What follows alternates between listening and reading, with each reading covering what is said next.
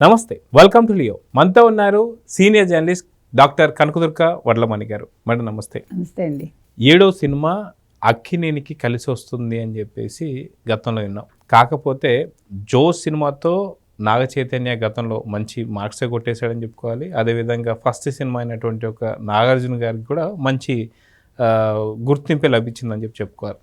కానీ ఎందుకని అక్కినేని అఖిల్ మంచి అందగాడు, 6 అడుగులు ఉంటాడు, అయినా సరే ఎందుకు ఇంకా సరైన గుర్తింపు రాలేదు అనేది, సరైన హిట్ రాలేదని చెప్పి అనుకుంటున్నాను. అయితే 7వ సినిమా మాత్రం ఖచ్చితంగా హిట్ అవుతుంది. అది అక్కినేనికి సంబంధించినటువంటి ఒక లక్కీ నెంబర్ అని చెప్పేసి అనుకోవచ్చు. గతంలో అక్కినేని హీరోస్ అందరికీ కూడా అలానే కలిసి వచ్చాయని చెప్పేసి అంటున్నారు. సో మొత్తానికి లెనిన్ సినిమాపై భారీ అంచనాలతో అయితే రిలీజ్ అయిపోయింది. ఇప్పుడు ఈ సినిమా అనేది హిట్ ఆ ఫట్ అనే టాక్ నడుస్తుంది. అదేగాక ఈ సినిమా పైన కొంతమంది కామెంట్స్ కూడా చేశారంట. ఏంటి ఆ కామెంట్స్ అంటే ఏం చెప్తారు? సినిమా ఎబో యావరేజ్ అండి, బాగానే ఉంది. అంటే మీకు మొత్తం సినిమా తీసుకుంటే కథ భారతం బ్యాక్డ్రాప్లో జరుగుతుంది. భారతం మెట్ట అని దానికి సంబంధించి హీరో ఎవరు ఏంటి ఇప్పుడు కథ నేను చెప్పను. కానీ మీకు ఫస్ట్ హాఫ్ కొంచెం స్లో, కొన్ని సీన్స్ మీకు అర్థం కావు. కానీ సెకండ్ హాఫ్ చాలా బాగుంది. సో 18 రోజుల పాటు జరిగే ఆ భారతం మెట్ట అనేది ఆ ఉత్సవాన్ని ఇతను తన భుజస్కంధాల మీద వేసుకుంటాడు. సో దీనికి సంబంధించి అంటే ఆ భారతం మెట్ట గురించి చెప్పడానికి అతను ఎవరు, జూనియర్ ఎన్టీఆర్ తన వాయిస్ ఇచ్చారనమాట. సినిమా బాగుంది, చూడొచ్చు, ఖచ్చితంగా హిట్ అయినట్టే. అంటే 100% కాకపోయినా 80% హిట్ అయింది, అంతవరకు చెప్పచ్చు. ఇతను చాలా బాగా చేశాడు, ఎవరు అఖిల్ బాగా చేశాడు, హీరోయిన్ బాగుంది.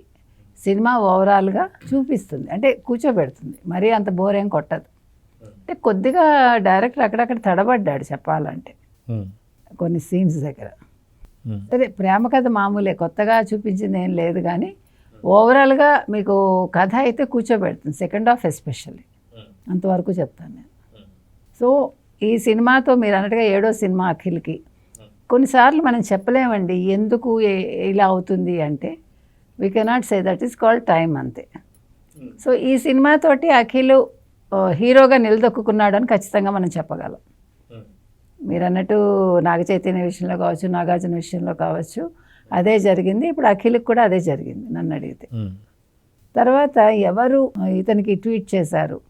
సమంత ట్వీట్ చేశారు. నేను ఆల్రెడీ ఈ సినిమా గురించి విన్నాను.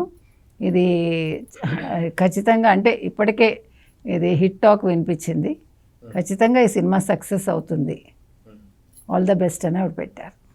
ఇతను కూడా పెట్టారు కదా, మా ఇంటి బంగారం విషయంలో నేను చూస్తాను, నాకు కుదరలేదు చూడడం, నేను లెనిన్ సినిమాతో బిజీగా ఉన్నాను అని ఆయన పెట్టారు. తర్వాత ఈవిడ కూడా పెట్టారు. అది చాలా మంచి విషయం అన్నాడు. అమెరికాను మన 3వ పెళ్లి చేసుకుంటూ అతన్ని మొదటి భార్య, 2వ భార్య కూడా వివాహానికి హాజరయ్యారు.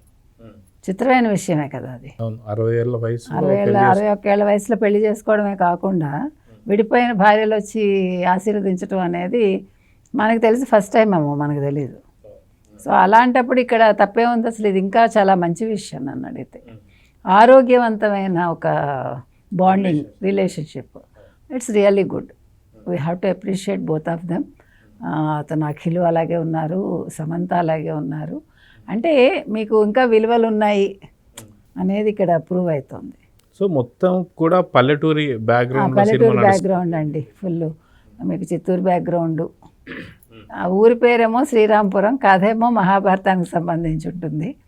అదొక పెక్యులారిటీ మీకు. తర్వాత నేను ఇంకేం చెప్పను హీరో గురించి, అది మీరే చూడండి ఏంటి అని. అంటే ఎంత చిత్రంగా మనుషులు ఉంటారు, ఎంత చిత్రంగా కలుస్తారు, అసలు జీవితం ఎలా ఉంటుంది అనేది ఈ సినిమా. సో చూద్దాం మేడం, మొత్తానికి ప్రేక్షకులు మాత్రం ఎంతగానో వెయిట్ చేస్తున్నటువంటి సందర్భంలో ఈ సినిమా రిలీజ్ అవ్వడం, సినిమా ఎలా ఉండబోతుంది అనేది, ప్రేక్షకుల కామెంట్స్ కూడా ఎలా ఉంటాయో చూద్దాం మరి. నమస్తే. నమస్తే.